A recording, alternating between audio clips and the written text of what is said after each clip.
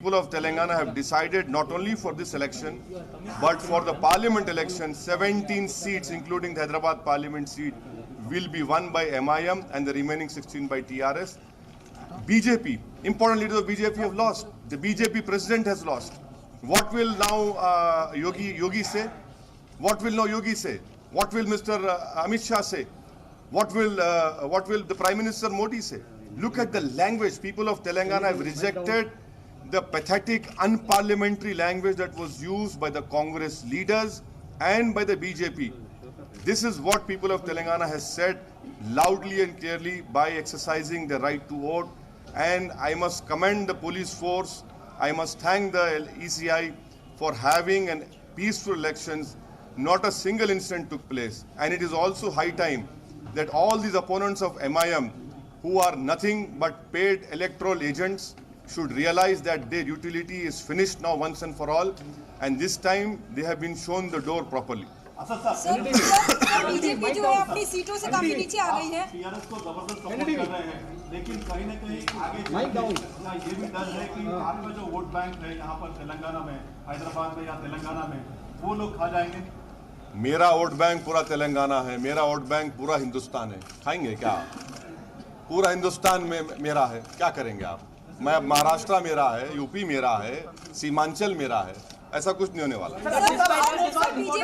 Yes, Krishna. Sir, despite a win this time in Congress, do you think despite a win for the Congress this time in Rajasthan, do you think it will be tough for them in 2019? That is why I say that it is a politician who has the vision, who has the sagacity, who understands what India wants.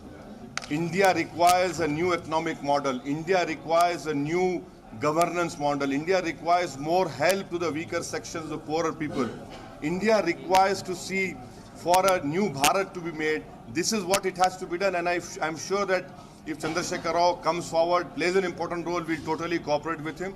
And you're right, to defeat BJP, it is still a task for all of us. One cannot take comfort that because they have lost Rajasthan and Chhattisgarh, so we'll have to ensure that a non-Congress, non-BJP group of leaders are there, and I'm sure that KCR will play very important role. I have a question. Sir BJP की seats यहाँ पर भी कम हुई है और जिस तरह से तीनों राज्य जो है हारती दिख रही है, ऐसे में क्या लगता है आपको कि कहीं ना कहीं क्या राहुल गांधी स्ट्रॉन्ग होके इमर्ज हो रहे हैं? मेरे कॉन्स्टिट्यूएंसी में कांग्रेस प्रेसिडेंट 2 मरतबा आए, टाइम फिश हो गया पूरा, कुछ नहीं हुआ, जीरो निकला।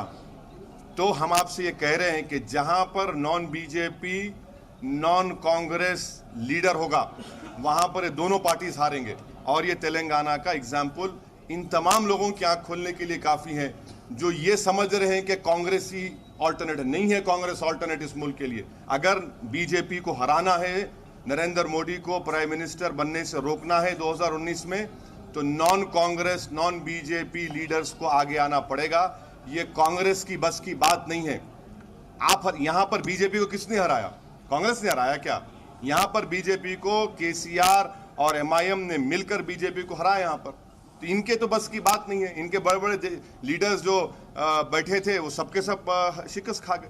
Yes, Sir, you said KCR will play a bigger role, very significant role in the national politics for 2019. You said you will be with him. Will you be actively involving in discussions to form a third front, like how the United Opposition? See, I have clearly told, I'll tell once again, whatever is required from my side to ensure that this next time around a non-Congress, non-BJP formation takes place, I will stand with KCR, I will stand with him, and we'll try this or give it our best shot in a very well planned way.